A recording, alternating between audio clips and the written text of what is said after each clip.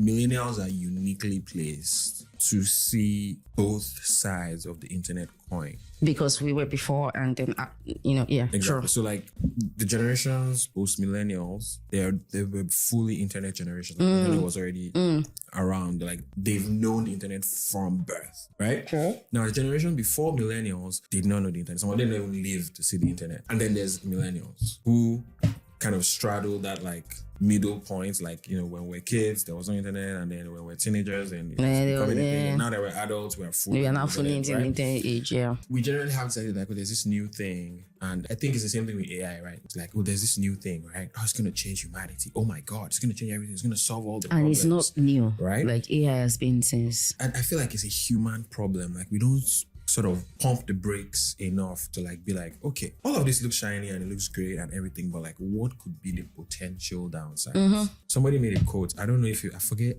the celebrity. I don't know if it was Kevin Hart. I forget which celebrity made the quote. No, it was Jamie Foxx in his latest comedy special. And he was talking about how like when you dream and you see the future, all you see is like, you know, you're rich, you know, you're doing the shiny dream things, job, positive. you know.